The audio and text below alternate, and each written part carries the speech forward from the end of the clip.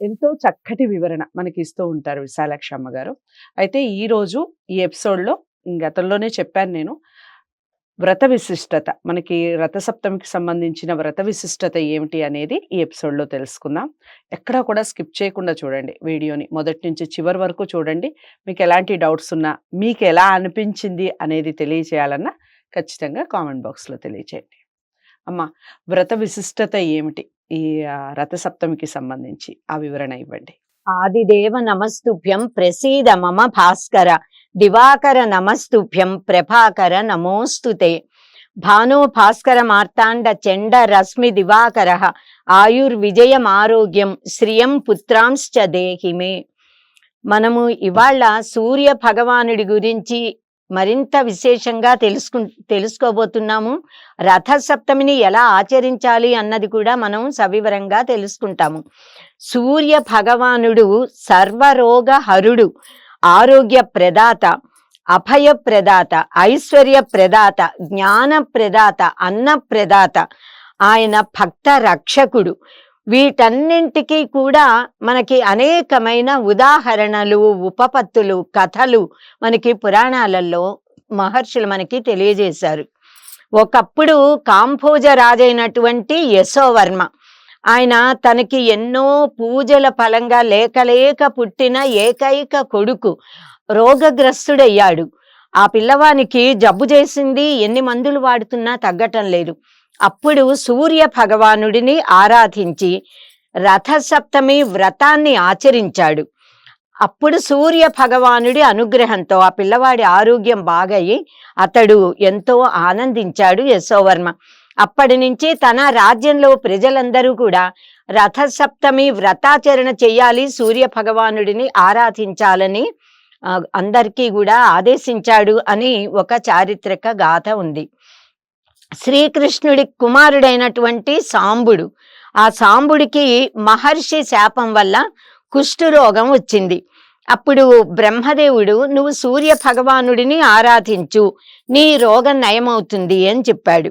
సాంబుడు ఎంతో భక్తితో చంద్రభాగా నదీ తీరంలో వేప వృక్షాల మధ్యలో ఉండి సూర్య ఆరాధన చేశాడు.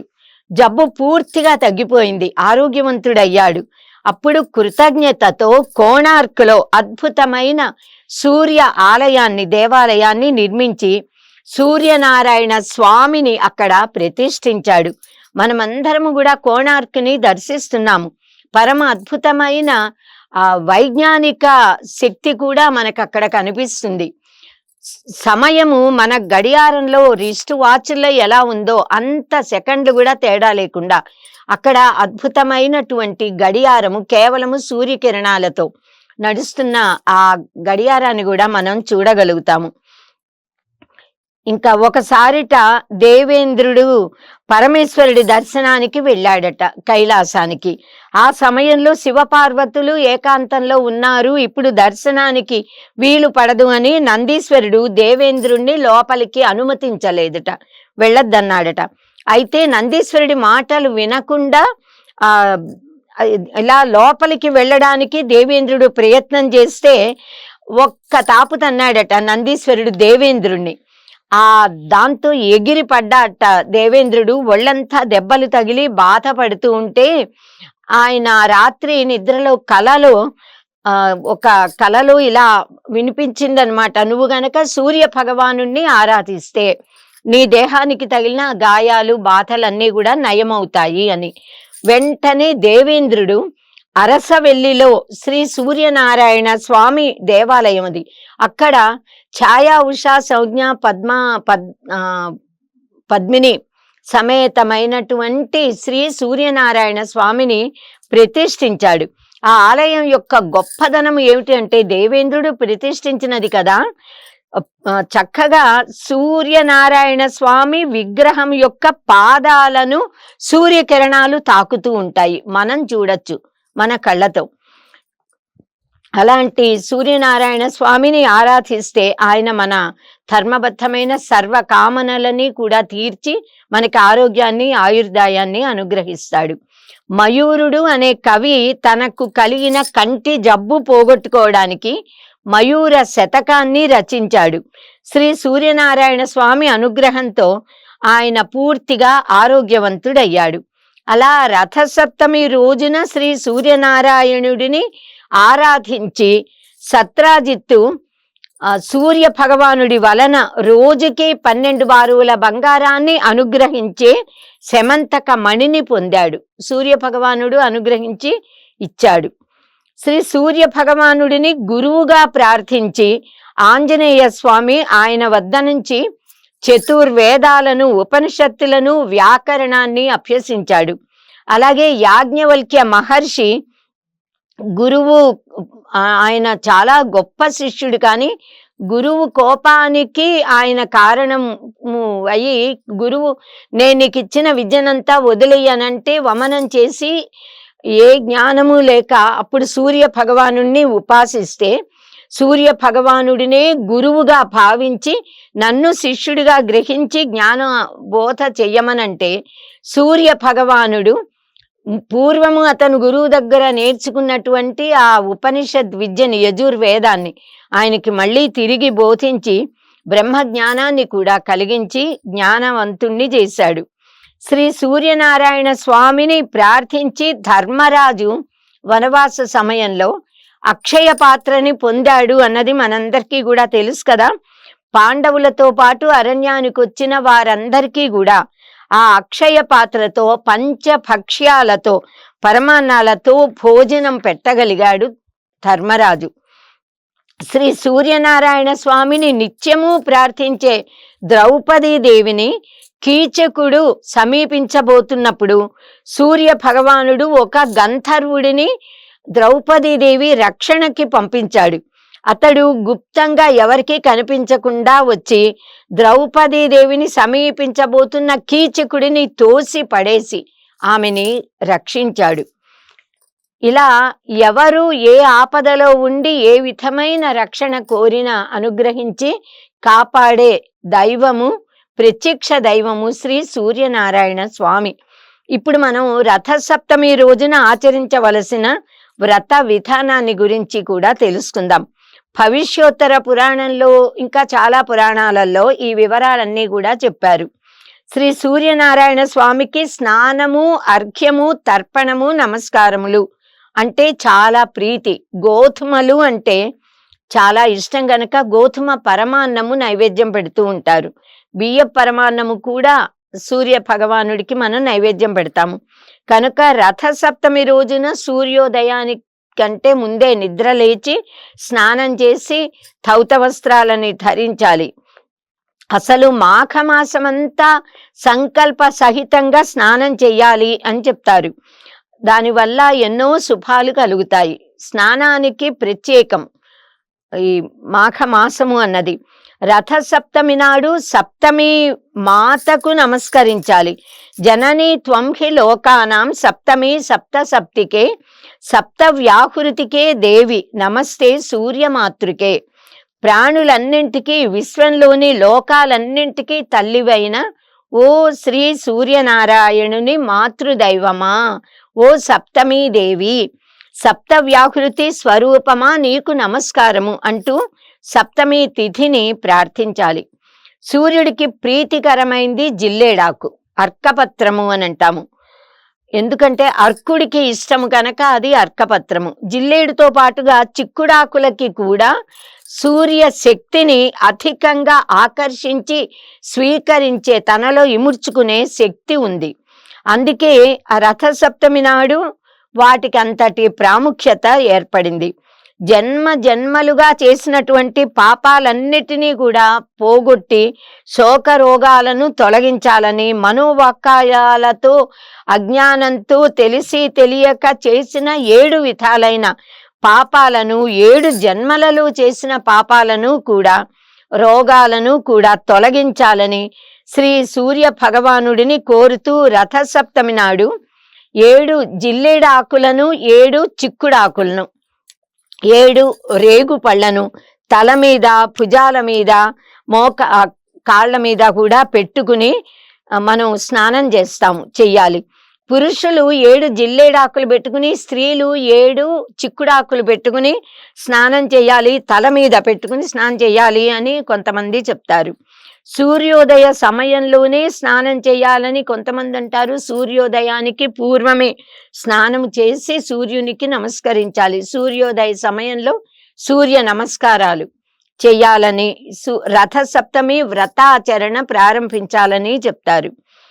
అలా తల మీద, మన దేహం మీద పెట్టుకుని ఆ జిల్లెడాకుల్ని, తర్వాత రేగు పళ్ళని, చిక్కుడాకుల్ని పెట్టుకు స్నానం చేయడం వల్ల సూర్య కిరణాల శక్తి, సూర్యుల్లోని సౌరశక్తి కిరణాల్లోని కాంతి మన సహస్రారంలో నుంచి దేహం మొత్తంలోకి ప్రసరించి మనకి శారీరకమైన, మానసికమైన, ఆధ్యాత్మికమైన శక్తి కలుగుతుంది అని, రాబోయే ఎండల తీవ్రతని తట్టుకోగల శక్తి మన దేహానికి వస్తుందని చెప్తారు. రేగుపళ్ళు మనకున్న చీడపీడలని, దృష్టి దోషాలని పరిహరిస్తాయి. మనం స్నానం చేసేటప్పుడు అనేకమైన శ్లోకాలు ఇచ్చారు పురాణాలలో. ఏ శ్లోక పఠనం చేస్తూ స్నానం చెయ్యాలి, ఏ శ్లోక పఠనాలు చేస్తూ అర్ఘ్యం ఇవ్వాలి, ఇవన్నీ మహర్షులు మనకి తెలియజేశారు. యద్యన్మ కృతం పాపం మయా సప్తసు జన్మసు తన్మే రోగంచ శోకంచ మాకరి హంతు సప్తమి.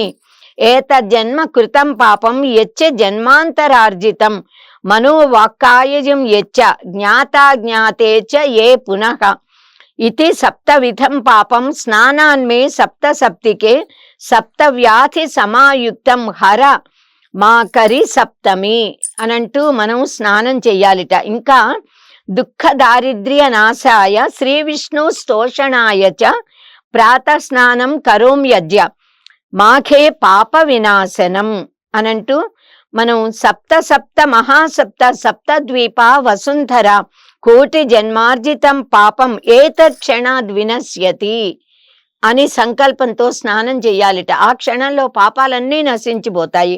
మాకరస్తే రవౌ మాఘే గోవిందాచ్యుత మాధవ స్నానేన అనేన మే దేవ యథోక్త ఫలదో భవ అని ప్రార్థిస్తూ స్నానం చెయ్యాలి. తర్వాత శ్రీ సూర్యనారాయణ స్వామికి అర్ఘ్యం ఇవ్వాలి. అర్ఘ్యం ఎలా ఇవ్వాలి అని అంటే, ఒక రాగి చెంబులో, రాగి సూర్యుడికి చాలా ఇష్టం, రాగి పాత్రలో, రాగి చెంబులో గంగా జలం పోయాలి. శుద్ధ జలము పోసి రక్త చందనం వేసి, కుంకుమని వేసి, కుంకుమ అక్షతలు వేసి, ఎర్ర మందార పుష్పం, ఎర్ర గన్నేరు పుష్పం, ఎరుపు రంగు పుష్పాలను వేసి, రాగి నాణాలని అందులో వేసి, ఆ చెంబును 2 చేతులతో పట్టుకుని నేల మీద సూర్యుడికి అభిముఖంగా మోకాళ్ళ మీద కూర్చుని అలా చెంబు పట్టుకుని సూర్య స్తోత్రం చేసి మంత్రాలు చెప్తూ అర్ఘ్య ప్రదానం చెయ్యాలి అని చెప్పారు.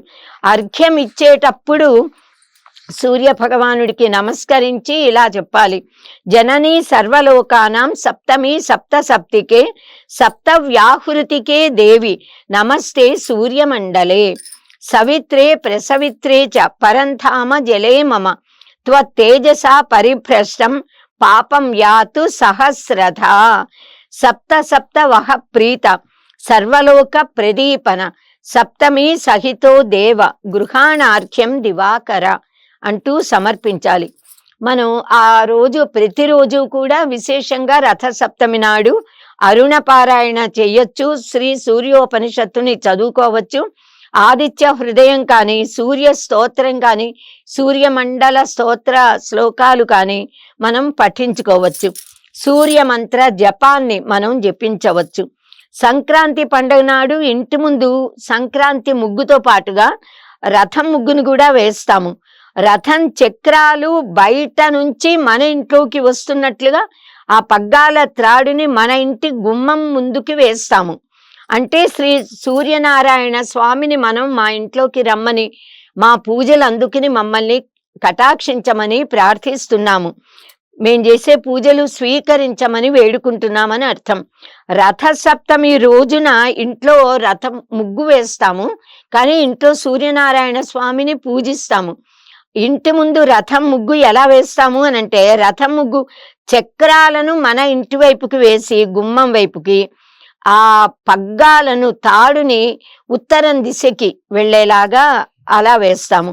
అంటే ఆయనను ఇన్ని రోజులు మా ఇంట్లో పూజలు స్వీకరించి ఈ రోజు కూడా రథసప్తమి నాడు మేము చేసే విశేషమైన పూజలను స్వీకరించాక, స్వామి నీవు మళ్ళీ లోకులందరినీ అనుగ్రహించడానికి నీ ప్రయాణం సాగించమని వేడుకుంటున్నాము, ప్రార్థిస్తున్నాము అని దాని వెనకాలన్న అంతరార్థం అన్నమాట. ఇంకా రథసప్తమి వ్రతాచరణను ఇలా ప్రారంభించాలి. రథసప్తమి రోజున ఆరు బయట సూర్యకిరణాలు పడుతున్న చోట తూర్పు దిక్కున తులసి కోట దగ్గర ఆవు పేడతో నేలంతా చక్కగా అలికి స్థలాన్ని శుభ్రపరిచి బియ్యం పిండితో అష్టదళ పద్మం వేయాలి ముగ్గు. ఆ ముగ్గుని పసుపు కుంకుమలతో అందంగా అలంకరించాలి.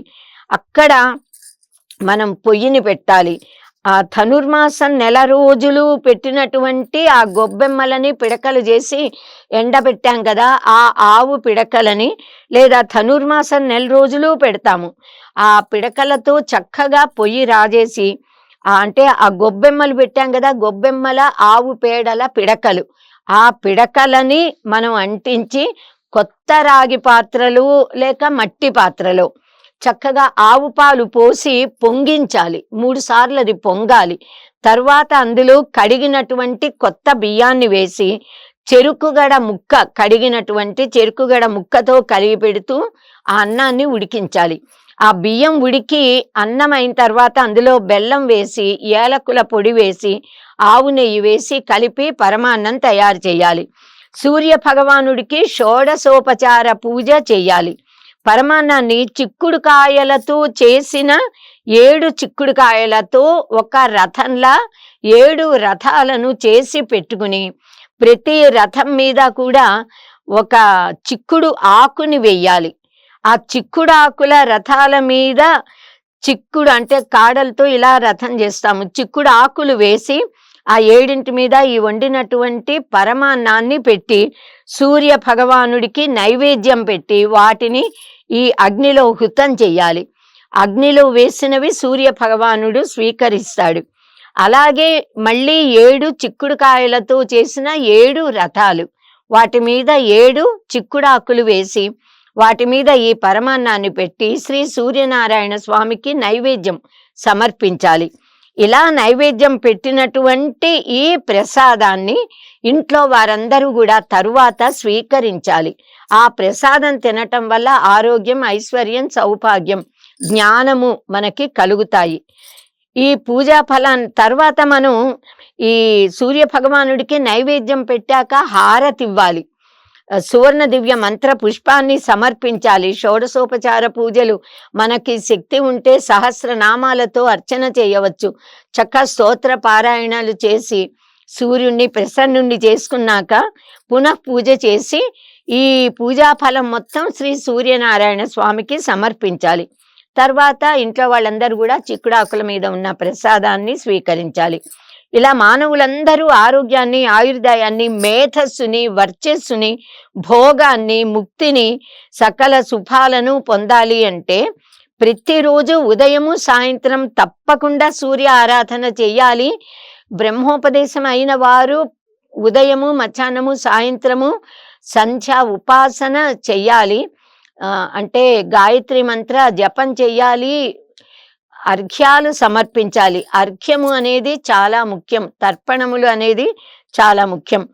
ఆ గాయత్రి మంత్రం గాయత్రి మంత్ర ఉపదేశం లేని వారు సంధ్యా సమయంలో ఏ దైవ నామాన్ని జపించినా, ఏ ఇతర మంత్రం ఉపదేశం పొందిన మంత్రాన్ని జపించినా అది సూర్య ఆరాధన అవుతుంది. అది కూడా గాయత్రి మంత్ర జపమంత శక్తిమంతం అయ్యి మన్ని కాపాడుతుంది. కనుక సూర్యుడిలో ఉన్న భర్గ తేజము మనందరినీ కూడా జ్ఞానవంతుల్ని చేసి కాపాడుతుంది. ఆ గాయత్రి మంత్రంతో మనం ఆరాధిస్తున్నది సూర్యుడిలోని భర్గ తేజస్సునే. సత్య ధర్మాలను తెలుసుకుని జీవితంలో ఆచరించడం కోసం హే శ్రీ సూర్యనారాయణ, నీ బింబాన్ని కప్పేస్తూ ఉన్నటువంటి ఆ మూతని తెరువు, ఆ మూతని తొలగించు అంటూ ఈశావాస్య ఉపనిషత్తులో భక్తుడు సాధకుడు ఇలా ప్రార్థించాడు సూర్యనారాయణ స్వామిని. హిరణ్మయేన పాత్రేణ సత్యస్యాపి హితం ముఖం తత్వం పూషన్నపావృణు సత్యధర్మాయ దృష్టయే. సర్వజీవ పోషకుడివైన ఓ శ్రీ సూర్య భగవానుడా, నీ యథార్థమైన ముఖము మిరుమిట్లు కొలిపే కాంతితో తేజపుంజంతో కప్పబడి ఉంది కనుక ఆ ఆవరణని నీవు కొద్దిగా తొలగిస్తే నీ అసలైన ఆ దివ్యమైన కాంతిని మేము చూడగలుగుతాము, నీ దర్శనాన్ని పొందగలుగుతాము. కనుక నీ శుద్ధ భక్తుడినైన నన్ను అనుగ్రహించు అంటూ అతను ప్రార్థించాడు సాధకుడు. రథసప్తమి రోజున సూర్య భగవానుణ్ణి విశేషంగా ఆరాధించి మానవులందరూ కూడా సకల శ్రేయస్సులను పొందుదురుగాక. యో దేవ సవితాస్మాకం ధియో ధర్మాది గోచరాః ప్రేరయేత్ భర్గయేత్తస్య తద్వరేణ్యముపాస్మహే. సర్వ చైతన్య రూపాం తాం ఆద్యాం విద్యాం చ ధీమహి బుద్ధిం యానః ప్రచోదయాత్. యన్మండలం దీప్తికరం విశాలం రత్నప్రభం తీవ్రమనాది రూపం దారిద్ర్య దుఃఖ క్షయ కారణం చ పునాతు మాం తత్సవితుర్వరేణ్యం. ఓం శ్రీ సూర్యనారాయణాయ నమః. సర్వం శ్రీ సూర్యనారాయణ స్వామి చరణారవిందార్పణమస్తు. స్వస్తి. విన్నారు కదా, ఈ విషయాలన్నీ కూడా ప్రతి ఒక్కళ్ళకి షేర్ చేయండి. అమ్మ చెప్పే ప్రతి మాట మీకు ఎలా అనిపించింది, ఈ విషయాలన్నీ కూడా నాతో షేర్ చేసుకోవాలి అనుకుంటే కామెంట్ బాక్స్లో తెలియజేయండి. వీడియోని లైక్ చేసి షేర్ చేయండి, ఛానల్ని సబ్స్క్రైబ్ చేసుకోండి. నమస్తే.